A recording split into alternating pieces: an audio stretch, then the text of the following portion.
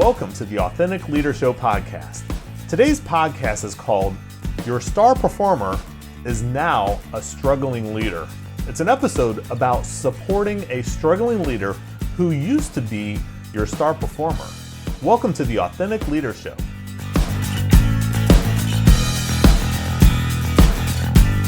The Authentic Leader Show is the podcast about technology leaders who are crushing the bell curve of team performance and leading high-performing technology teams. Today marks the 100th episode of the Authentic Leader Show podcast. Now, I first launched this podcast, it was back in 2018. I have interviewed more than 70 guests on this podcast. I've interviewed more than 15 authors and even some national celebrities, and in some circles, actually household names.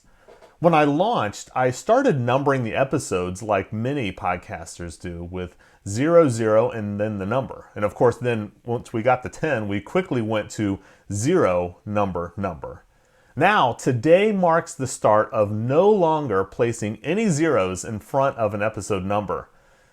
In the podcast world, this is a milestone, so we are reaching that milestone. But that is much as I'm going to talk about this podcast milestone, because today I'm continuing a series that I started last week about what new leaders in tech need now.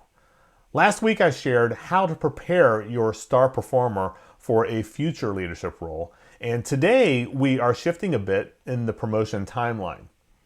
Now, if you are a senior leader who recently promoted your star performer, but now they are struggling with leading their technology team, there's a good chance that you are doing one of these three things.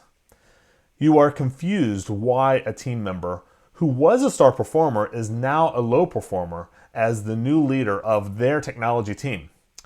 Or you are letting your new leader sink or swim, expecting that they will swim, but they're drowning.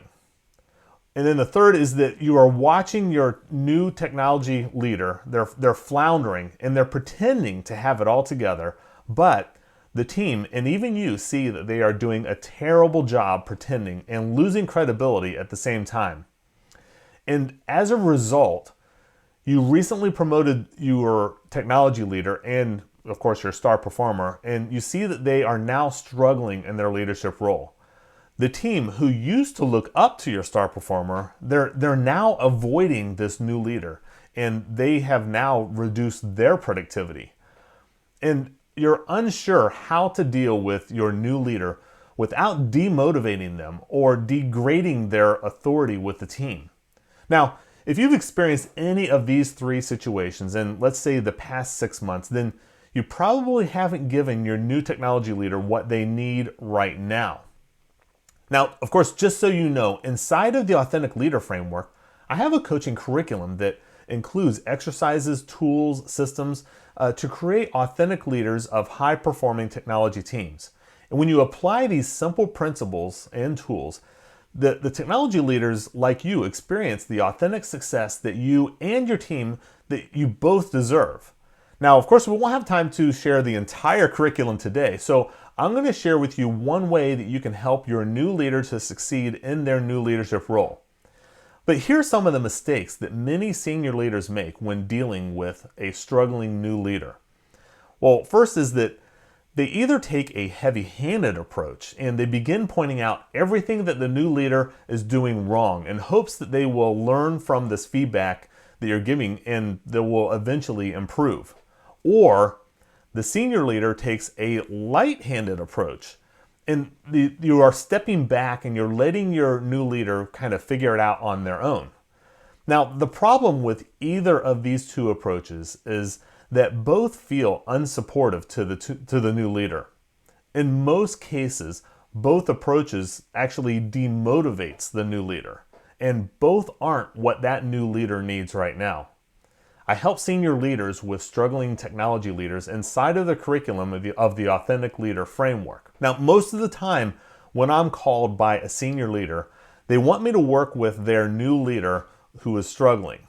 For example, one CEO of about a $30 million business, they introduced me to a leader on his team.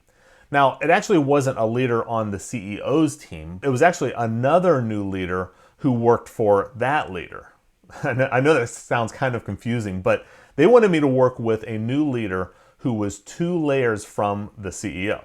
Not that it really matters too much, but I just wanted to have context and some perspective. Now, this new leader was absolutely a star performer. The star performer, they produced systems that brought in more than 70% of the operations business. Like, that's a big deal, right?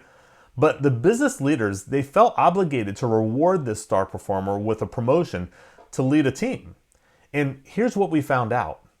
The business leaders, they were motivated by increased levels of responsibilities and leading bigger and bigger teams. Of course, that's how they got to where they are. And that's a definition of reward for their career, right? So naturally, that's how they thought to reward this star performer. But it isn't what motivated the star performer.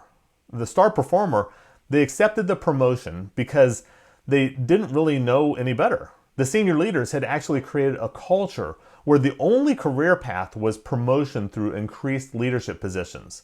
What the star performer really needed was bigger and more impactful projects. That's really what inspired them or what motivated them. And it wasn't a leadership position. This star performer, they ultimately left the company to start their own consulting business so that they could just work on big projects and not lead teams. Now, another occurrence is that I will be brought in by a proactive senior leader, is that I'll be brought in as soon as a new leader begins in their new role. Now, this can be an optimal time to begin working with a coach because the new leader has a golden opportunity to start fresh. And let's not pretend that it isn't a fresh start, because it is. It's a brand new role. It's a very different role than an individual contributor. So this is a golden opportunity to have that fresh new start. It's much easier and it's really less awkward for the new leader and the team when the new leader begins introducing some new leadership tools, systems, and processes. This is really a golden opportunity to set your new leader up for success. Now, if you are growing your organization and considering adding a new management or leadership type of role, or if you anticipate filling a vacant leadership or a management role at some point in the future, I want to set you and your star performer up for success that I think that you both deserve. If you can relate to anything that I shared today, let's schedule a short strategy call where we will discuss your current strategy, kind of what you're doing now. We'll also talk about what's working for you now and where it might be that you need some help. And then I'll also additionally include some sort of actionable ideas that pertain to you and customized to you so that you can get started immediately. You can schedule your strategy call at ChristopherRJones.com and then just click on the button for a free strategy call. You'll see it right there on the page. Now, in the coming weeks, I'll have a special announcement about a unique new service that I'm offering. If you'd like to be one of the first to know, you can join the waitlist at AuthenticSuccessOnline.com/interest. You can follow us on Facebook by going to /Authentic Leader Now. Connect with me on LinkedIn. You can find me at /I am Christopher Jones. You can find more information and get other free resources when you go to ChristopherRJones.com. Hey, I want to thank you for joining us today. Please come back for another episode next week.